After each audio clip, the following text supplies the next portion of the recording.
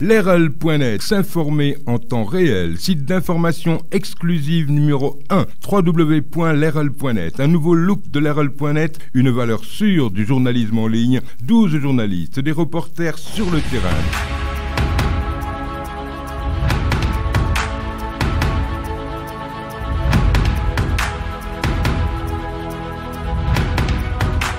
Amadou Dem, je suis le secrétaire général du site Post. Les camarades donc ont porté leur choix, donc sur ma modeste personne, donc pour porter leur parole, la parole donc du cadre unitaire des 4 organisations syndicales précitées. Et comme vous le savez donc, depuis quelque temps, la Poste donc traverse quelques remous, parce que la presse en tout cas se fait l'écho de quelques difficultés au niveau de la Société nationale de la Poste, des accusations de certains camarades, de certains collègues.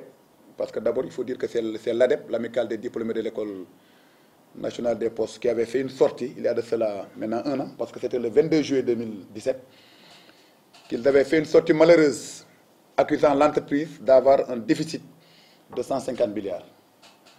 Relayer cette information par des politiques en mal de représentativité, comme Mamadou Lamine Diallo, qui se dit économiste, qui s'est engouffré dans la brèche en parlant de 108 milliards que la Poste devrait à l'État du Sénégal.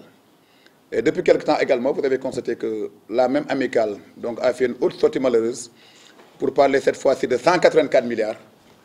Et ces accusations, les unes plus fausses et plus saugrenues que les autres, ont un peu inquiété les postiers, les travailleurs. Au-delà des postiers, ont inquiété les Sénégalais qui font qu'actuellement dans le réseau, beaucoup de Sénégalais sont en train de fermer leurs comptes.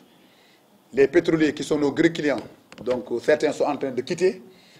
Et nous pensons en syndicat responsable qu'il nous faut, donc dans le seul souci de pérenniser nos emplois, donc d'échanger avec les travailleurs pour les rassurer, au-delà des travailleurs maintenant, échanger avec les Sénégalais pour dire la bonne info, pour donner la bonne information, et surtout l'information vraie. Ce qui se passe, c'est que la Poste est une entreprise nationale. Donc il y avait une dette, effectivement, et c'est le contraire même qui devait étonner. Parce qu'une société nationale qui doit au trésor public, donc dans des gestions cumulées de plusieurs directions générales, c'est dans l'ordre normal des choses. Mais la vérité, c'est que les camarades qui ont communiqué, ou bien les collègues qui ont communiqué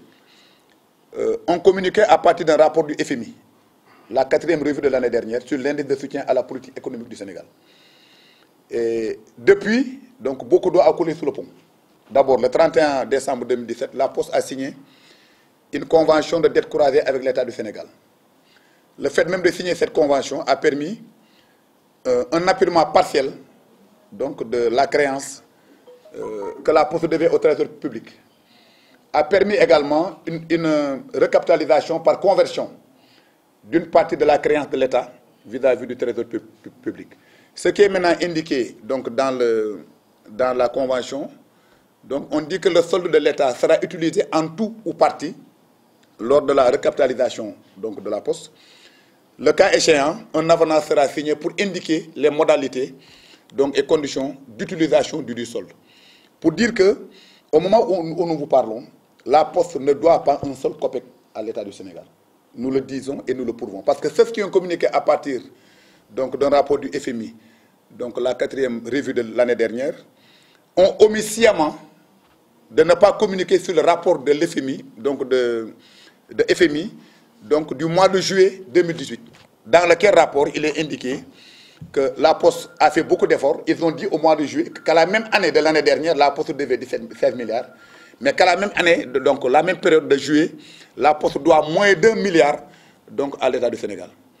Je pense que si les camarades étaient honnêtes et étaient juste intéressés donc, par la stabilité de leur entreprise, la pérennité de leurs emplois, la paix sociale, ils auraient pu dire la vérité. Rappeler en tout cas le rapport du mois de juillet, ce qui n'a pas été fait. Ce que nous savons, c'est que la Poste décrite par ses camarades et la Poste dans laquelle nous vivons donc, sont comme la nuit et le jour. Je rappelle que nous ne sommes pas là pour défendre un directeur général. Nous sommes des secteurs généraux, des syndicats responsables. Mais nous pensons que ce n'est pas gênant pour un syndicaliste de dire la vérité. Parce que défendre une direction générale, quelque part, une direction qui travaille, c'est quelque part mieux défendre son entreprise. La vérité, c'est que depuis son avènement, la nomination de Syrie à la tête de la Poste, beaucoup d'efforts ont été faits dans le souci d'améliorer les conditions de vie des travailleurs. Je pense que la plus récente et l'augmentation des indemnités de logement des travailleurs, qui a eu un impact de 1,280 milliard sur la masse salariale. Il y a des Sénégalais qui avaient une indemnité de logement de 25 000 francs, de 20 000 francs. Ils se sont retrouvés avec 45 000 francs, la plus petite catégorie.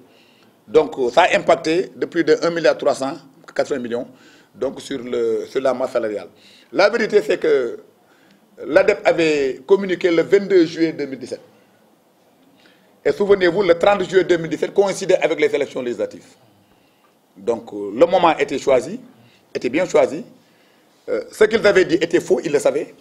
Mais il l'avait fait dans un but purement donc politicien.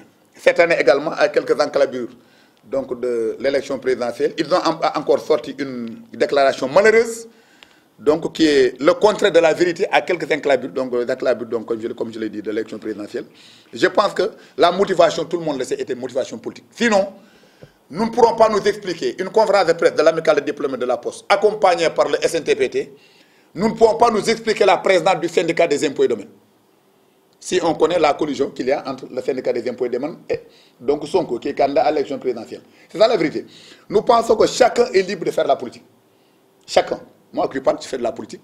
Le camarade ici présent, il est du PDS, il est membre du bureau national du PDS, donc chargé des comités d'entreprise. Mais il faut faire la dichotomie entre l'homme politique et le syndicaliste.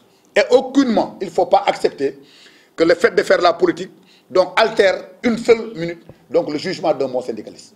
La Poste se porte vraiment à merveille. Nous ne sommes pas comme les autres entreprises parce que nous sommes dans un monde globalisé. Nous la vivons, cette crise économique multiforme, multidimensionnelle et multisectorielle. Nous pensons que face à toutes ces agressions, face à une concurrence déloyale, face au piratage, tous azimuts dont nous sommes victimes, doit répondre une prise en charge des préoccupations des travailleurs, celle d'écoute, d'anticipation et surtout d'innovation. Nous pensons que le plaidoyer qui doit être fait, parce que nous remercions quand même le président de la République, parce que le FMI voulait bancariser Poste Finance d'une bancarisation sauvage, il a dit niet. Ce que le FMI voulait, c'est nous trouver un partenaire stratégique. Le président a insisté pour que les postiers détiennent la moitié des parts de cette future banque.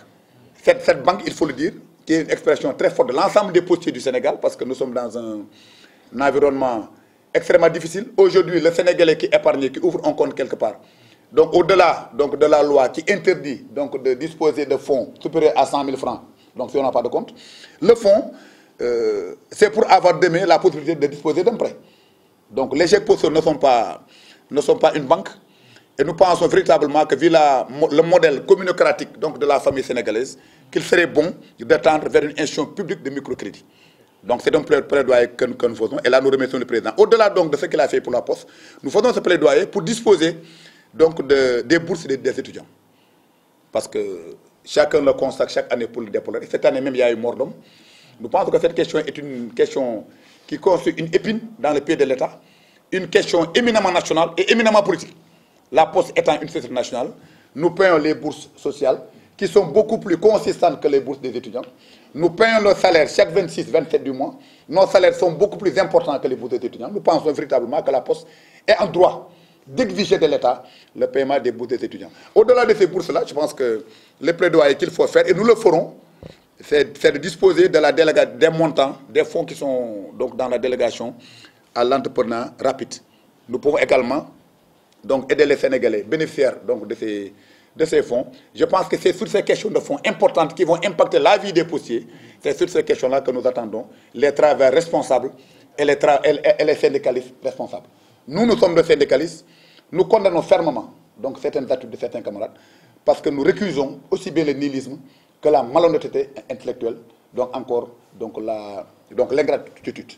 Donc c'était l'objet de nos rencontres de ce matin, comme je l'ai dit dans mon exposé liminaire, pour permettre aux travailleurs d'abord d'avoir la bonne information, au-delà des travailleurs, rassurer les Sénégalais pour leur dire que nous nous portons bien.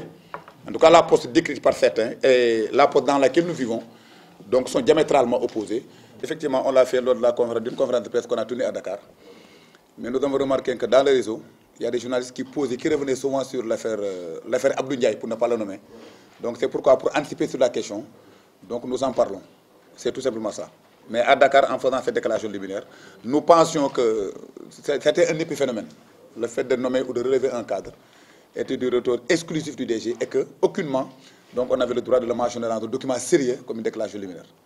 Sur lerel@lerel.net ou 33 827 77 01 ou 78 136 52 52. Lerel.net, s'informer en temps réel.